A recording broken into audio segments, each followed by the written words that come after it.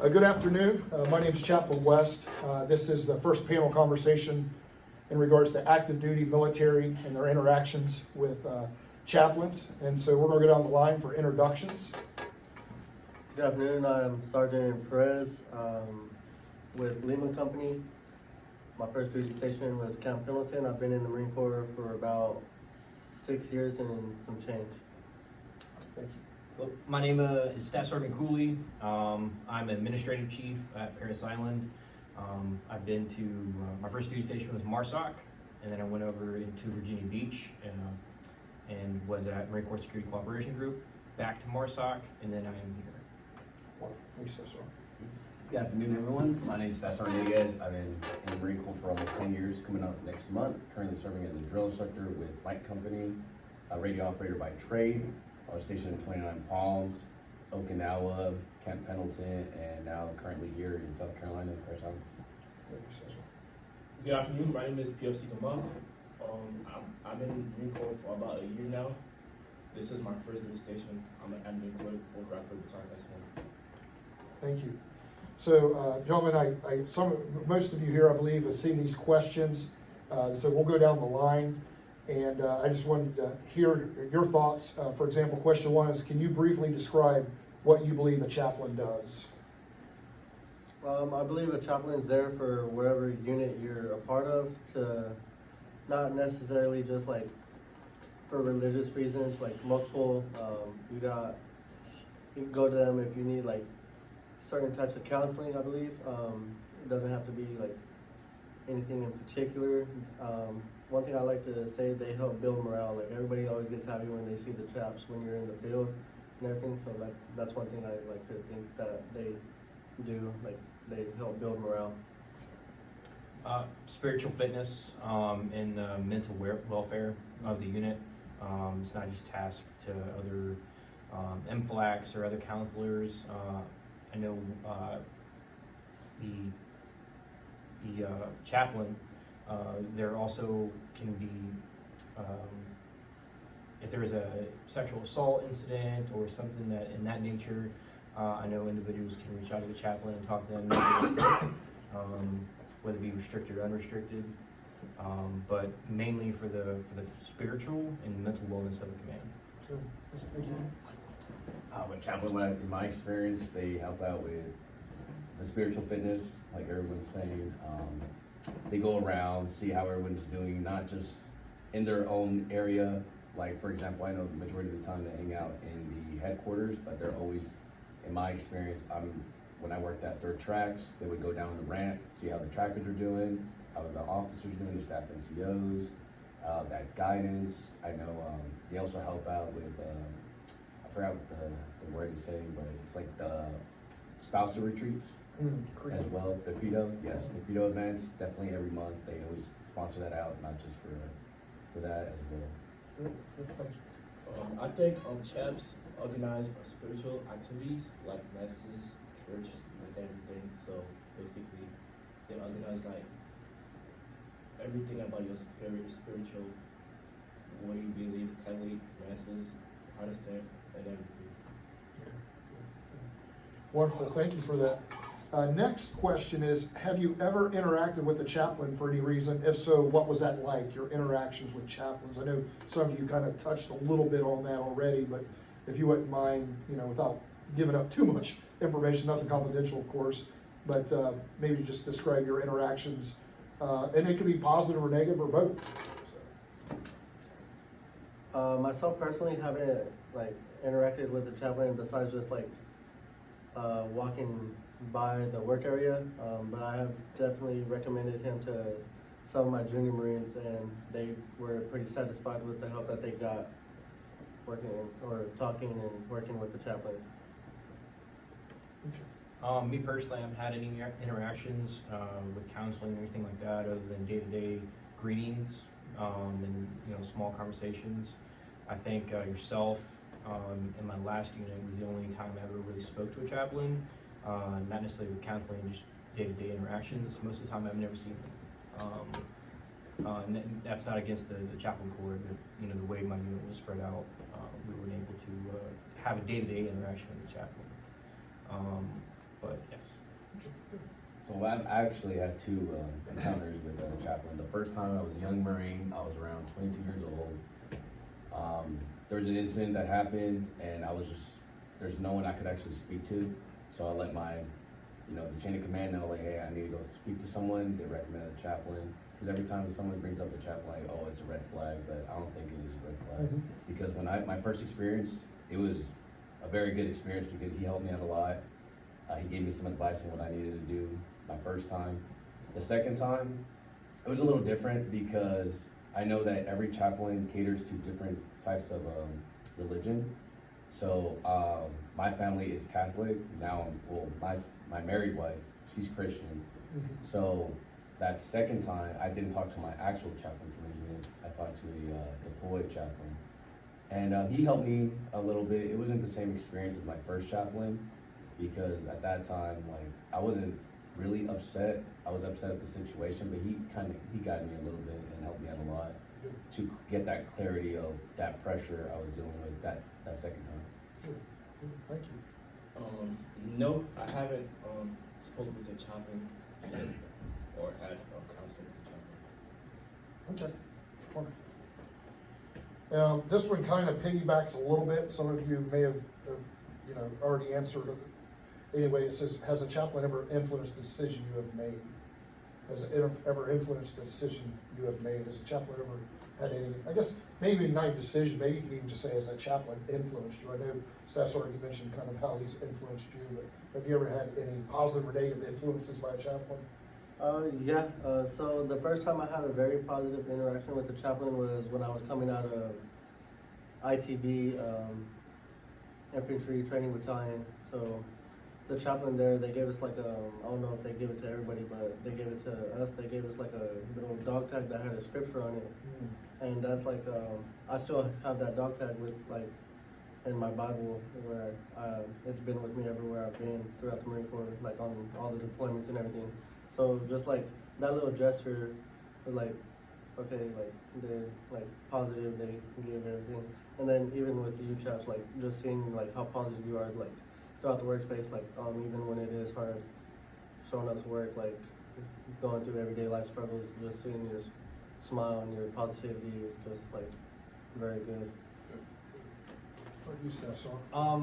Outside of just day-to-day interactions, I would say no. Not for necessarily any decision making or anything that I've had going in my life. However, I've known that there are a good amount of cases, at least at my last unit. I keep referencing my last unit because I've been here very shortly. So our chaplain was used a lot when it came to mental health. A lot of people were getting, kicked out of the Marine Corps for their poor decision making, and I know they're struggled with suicide a lot in the last unit.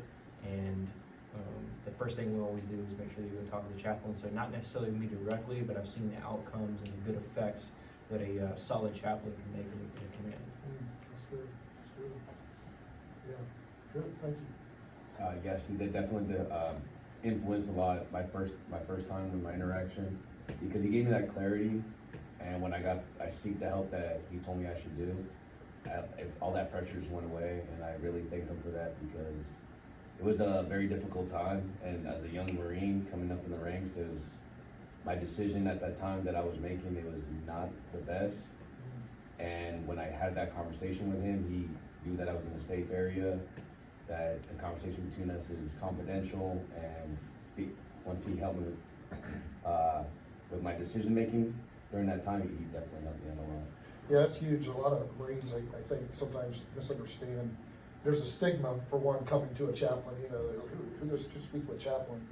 Like, for example, my experience when I was Marine, I can only remember like one time in my years I hadn't seen a chaplain. I'm not saying they weren't around. In the one we did have, it wasn't the best experience, right? It wasn't bad. It was just kind of weird. And so that was my only, as an enlisted Marine experience with a chaplain. But that confidential is huge. If a lot of people would understand the confidentiality part, I think it would help more Marines out. Thanks for hitting on that. Why don't you, Mr. Boss? Yes, I would say yes. Chaps influenced me about make me take care of my spiritually. like I'm about to go to church on Sundays with the recruits and then volunteer, like That's right. help them out with the Navy, with the RPs, Mm-hmm. help them out with the recruits, like after I take their course, the MDI course. Yeah. So I can go volunteer every Sunday with the recruits over at the Already facilities on Sundays. That's good. That's good. Yeah, and that's like multi-fulfillment, right? I mean, it's not only getting your spiritual fitness in shape a little bit, but also to help others. You know, there's always a benefit for helping other people. That plays out. All right. Well, thank you for elaborating on that. This one right here is an opinion piece, and I'd be interested to hear your opinion. What do you feel is a chaplain's greatest contribution to the team? Greatest contribution, what do you feel would be the chaplain's greatest? Regardless if you experience, I'm just saying, hey chaps, if you would do this, you know, this would really help us, you know. And then likewise, be honest with you, if you've experienced chaplains that have done things that are like, this does not help anyone, I'd like to hear that too. So, like I said earlier, just like the way like the past chaplains that I've had, like we call them the morale boosters because that's what they would do. Like we'd be in the field and just being out there, like raining or anything, they'd be out there showing up with their positivity and everything, just boosting morale and everything. And then a lot of the chaps that I've like worked with, they were like myself prior infantry. So like they would just show up out there and just talk and everything. If we were on the range, the chaps would pick up a rifle and he can go on the range with us. And so just seeing that would be pretty cool thing. And yeah. The greatest contribution that I think is probably the mental health of command. Mm-hmm. So it all starts every day. You wake up in the morning, you have your mental health, right? So if you have bad thoughts or whatever it is that you're struggling with, the chaplain is there to help, you know, clarify all that and lower some of the suicide rates that the Marine Corps has. Yeah, no doubt about that. I know being here, you know, obviously everything's confidential, but a common trend at this particular station is that right there. So, Biggest contribution is definitely morale, because usually when it comes to the command climate surveys, you would always hear that, hey, it's usually not morale, it's always something else that Marines are constantly doing, but they never really talk about what the chaplain is doing as trying to motivate the Marines to get the work done, because it definitely helped out a lot when I was with 3rd Tracks. The chaplain would be out there with RP, either cooking up something or giving out coffee, Girl Scout cookies. And as me, if I was a junior Marine during that time, luckily I was an NCO, but if I was a junior Marine and I saw chaplain RP handing me a cup of coffee, a donut, some cookies, I'm like, you know, this helped me, you know, get through the day. I want one of them for me. And those Girl Scout cookies are really good. So, look, like that is a big contribution to, you know, when you have someone who's out there caring for you, that's who's a Marine, but someone else who works with Marines. Mm-hmm. It plays a big contribution in that. That's good. Thank you. Yes, I think keep doing the same work, like keep motivating the Marines, everybody, help them out with their spirituality, like talk to them about like the churches, services, what you guys have, so they can get better. Mm-hmm. Mm-hmm. Yeah, and that's what we just were doing, matter of fact, with the spouses, right? Like they had this spouses event, and the idea was to inform them of the resources and sort of the processes of making this team and this place a little more bearable for the family, not just for the hats or anyone particularly working in this, but for the whole team, right? So, yeah, good. All right. Here's one. If you could give a chaplain one piece of advice, what would that be? One piece of advice. What would you tell a chaplain? Do this.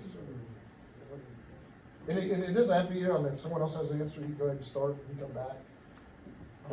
So I've had a few interactions with yourself and with Molasses Station and a couple others that I've sat in briefs for, and they give a class on whatever it was for that day. And you do a really good job about it, about being more personable. I think being personable is incredibly important, because if you're not, no one's going to approach you with their problems, no one's going to trust you with their problems, and if you come off putting, they're not going to, they're just going to resort to someone else or resort to the worst case scenario. So being approachable, being that calm, collective individual, that person that they can look up to every single day, especially when they come in, they're having a bad day and see a chaplain, and they have a nice smile, nice aura to them. I think that's probably the biggest piece of advice. Instead of, and I'm saying this happens, but I'm sure it does somewhere. That instead of sitting in your office or just not going around and talking to the Marines. Don't be weird. Don't be weird. Okay. We're good at that. Yeah, and just to go off Staff Sergeant Cooley, I think what helps you, sir, is that you were prior enlisted as a Marine, and my experiences with, when I was with 4th Marines, the commander, he was a prior Marine as well. So he would always go around the island or 4th Marines and talk to us as if he was still a Marine. Sure. Which helps out a lot, because like someone who's actually relatable, how you were saying, it's a lot easier to talk to compared to someone who doesn't understand Sure. our previous struggles, because you were in there with us at one point. Now that you're on the other side, you understand, like, okay, I've been there before, I know how to deal with this, and it's just really, really good to have. So my advice for who is not prior enlisted, who's just straight up Navy, that they should get more interaction with Marines as much as they can, because sometimes like they don't get that interaction, but now knowing the fact that you had that experience, it helps out a lot. Sure. Not an awkward, forced interaction. Sure. That's the most important part, is just being likable, being Yeah, approachable. yeah. In a chaplain corps, they call it like ministry of presence, right? Like sometimes it isn't about having the best word or gouge or the funniest joke. Sometimes it's just being present, just being in the suffering, right? Being in the field, and we're in the rain, you're in the rain. We're all visible together. It's a trauma bonding type stuff. That pays dividends. And I think, and I'm not defending, I'm just reflecting. Like, I have some friends that are chaplains that aren't prior, and I can see how some of the context when you step into, when you're the outsider, in a sense, you're from Navy, you're a chaplain, you're usually a little older, there's some variables there that, and then all of a sudden you're putting some weird kind of like, just throwing in, and so I can see where if you haven't had past experience where you almost act weird because the whole thing's weird.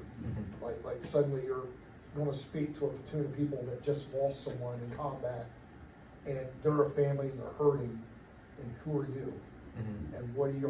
Why are you talking to me right now? You know what I mean? And suddenly it's like, hey, and the whole thing's just weird and wonky. But it's not to defend. I'm just reflecting, like on what you're saying. I can see how some may get a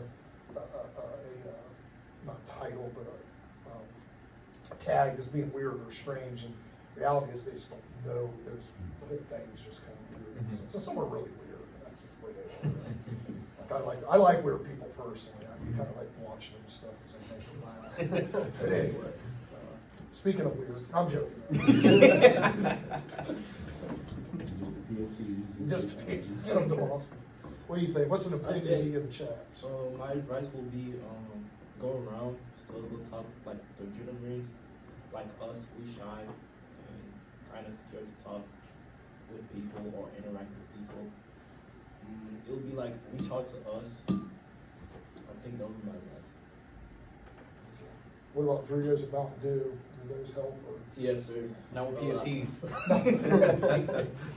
This is bulk season. This is bulk season. I'm trying to help out here. So one thing that I did realize, thinking about all the chaps that I've had, there was one in particular, but like just not saying like all of them do it, or just saying like not to do like kind of what he did. I mean, he ended up getting like catching on and getting the point. It's like kind of like trying to push religion on everybody. Like especially in nowadays age, like you just like everybody's different. Like not everybody wants to believe in a religion. Like you can't force it on them or anything. We have to respect people's boundaries, especially in this new day and age. So that's just like one thing I would say. Kind of know your audience. Yeah, that's huge. You're absolutely right, and that's hasn't been a big struggle for me because it's never been my personality. Even 18 years of pastoral ministry, I never used that approach of like, you know, when you smack you with the Bible, so it sticks to you. You know, that just hasn't been my. It's just not who I am. But I have met people like that, and you know, for whatever reasons, that's their style. But I think you're right. You know, some chaplains sometimes feel that like that's their place. But for me, are you guys who's is it? I didn't really ask this, but who would here consider themselves religious at all? I try to be. My wife is very Christian. She goes to Cross Community on Sundays. We go together. Okay. But I know I've been kind of trying to get there, trying to find my spiritual way. Sure. And so I would like to say I'm getting there. Who would say they're not religious? Like they don't really have a religion, don't know religion. Okay. What would you classify? Just curious. I was kind of the same way. I kind of didn't believe in religion, and my fiance now, she's a youth pastor, so like I'm. Oh boy. Yeah, so now I'm like She's converting. now I'm getting back into it and everything. Yeah, that's fun. I was a youth pastor, that's why I loved it. I loved it. I'm telling you, that's how I got in ministry. I was a Marine and started working with some kids in the neighborhood. Actually, no one shot and killed. Yeah, I was in a good neighborhood. It really was. They were just drinking and playing with guns. Bad combination on St. Patrick's Day. And two best friends, right? One shot the other one by accident. They were drinking and playing with a gun and off and killed one of them. And off of that, I kind of continued to pour into the group of kids, and next thing you know, it turned into a youth, like a permanent youth group, and I loved it. Just because no matter what you do, you're cool. You know, it's just a bunch of kids. You know, just want to have fun. And when I came to the Marine Corps, I wasn't religious. Like, matter of fact, my dog tag says non-preference because I really was like, I don't know. You know, I didn't grow up in a church-going family, right? But it wasn't until later in life that something similar got involved in youth group. And who knows? You might be on the road to be a chaplain. Right? Yeah, I mean, my last like couple of experiences going home, because she lives in Texas. That's where I'm originally from. Just like being around her while she has her youth, like taking them bowling or anything. Like it's a cool experience and everything. It is. It is. What about you, DeMoss? What do you think? I'm Catholic, but I'm not. What's that? I'm messing with you.